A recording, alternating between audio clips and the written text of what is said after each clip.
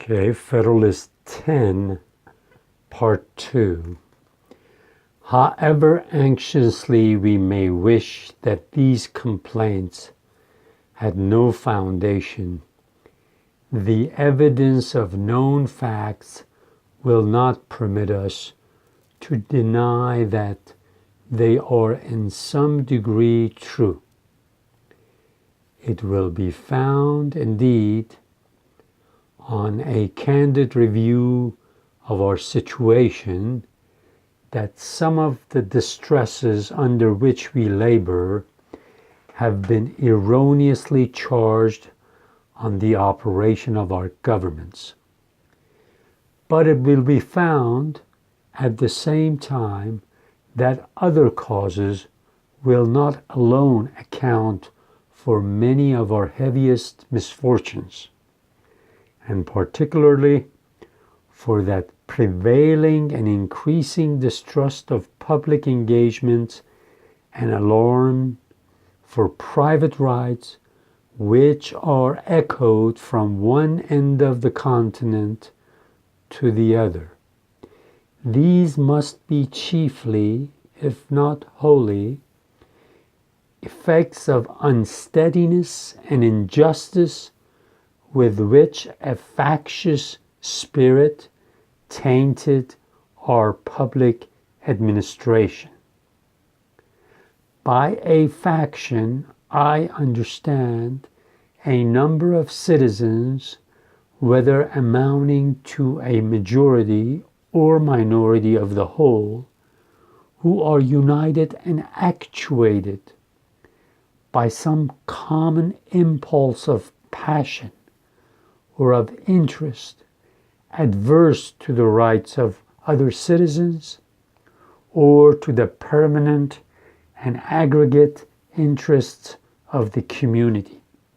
Here, Madison himself gives a great definition of faction. But if you look up faction in the Oxford English Dictionary and actually look at what it meant 2 centuries ago, in the dictionary it would say faction is a class of persons, social or professional, a party in a state or community, always with opprobrious sense, conveying the imputations of selfishness or mischievousness and turbulent or unscrupulous methods. So see, just in the definition, it has the word selfishness, opprobrium, mischievousness, mischief. It comes from mischief, wrongdoing. So when you look up the meaning in the Oxford English Dictionary, that's what it gives you. And Madison here actually defines it beautifully. He tells us, again, his definition is good, so we might as well review it.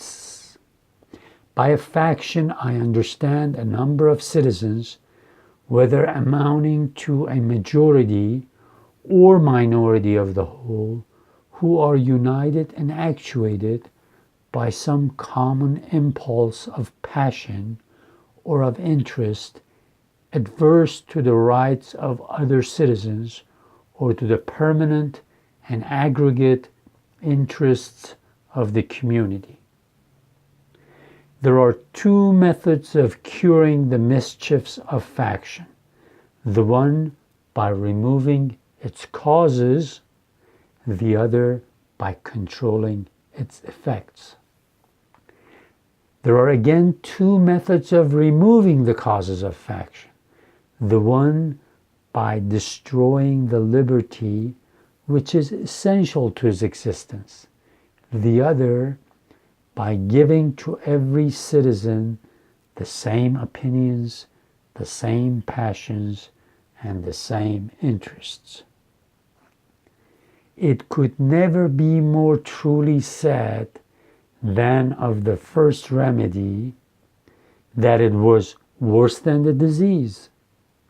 Liberty is to faction what air is to fire, an element without which it instantly expires.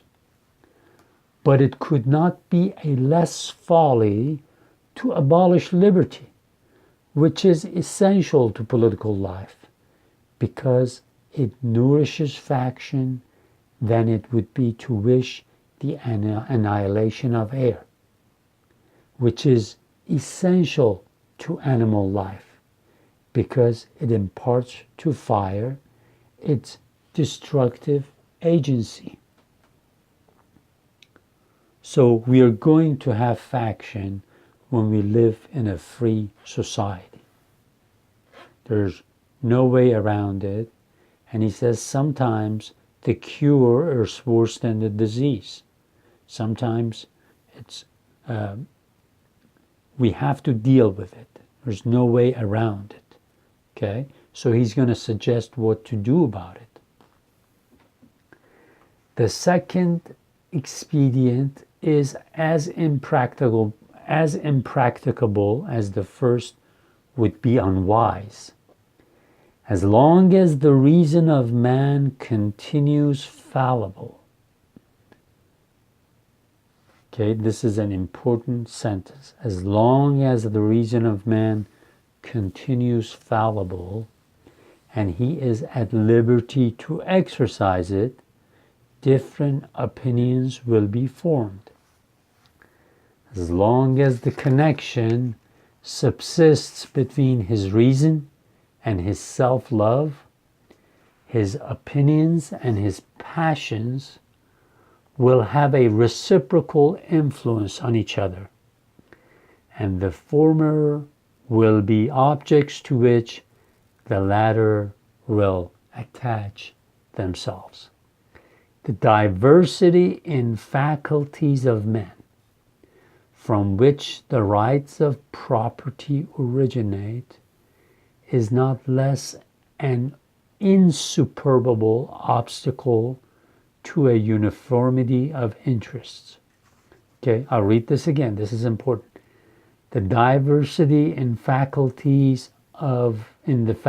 of men, from which the rights of property originate, is not less an insuperable obstacle to a uniformity of interests.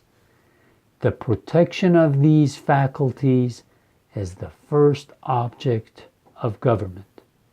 From the protection of different and unequal faculties of acquiring property, the possession of different degrees and kinds of property immediately results. And from the influence of these on the sentiments and views of the respective proprietors ensues a division of the society into different interests and parties. This is very important. Okay, this website, teachingamericanhistory.org, it's a great resource. For example, if you go there, it has a summary to every one of these Federalist Papers. And like on Federalist number 10, it gives you an analysis, a review of every paragraph here. One of the books that I have come across, that I've read, that I like a lot, and here in this paragraph we read the word faculty. It's not like the faculty of the university. It's just a different meaning. And for you to understand what they meant 2 centuries ago, the best thing to do is to read. There are 2 chapters in this book that have to do with faculty psychology and the Federalist. I believe it's chapter 2 and 3. The whole book is really good, but make sure you read chapter 2 and 3. Making of the American South by Daniel Walker Howe, Howe. And up here is teachingamericanhistory.org. It's a great resource. So make sure you refer to these. They will help you out a lot. This book is written real well, so you don't have to be really advanced in your knowledge of English language. So if you're at an intermediate level, or maybe a little higher, it is accessible to you. Maybe not the first time, maybe after you watch all of the Federalist, maybe after you listen and read all of the Federalist Papers the first time, or as you're going through them the first time, make sure you read chapter 2 and 3 of that. It will help you out a lot.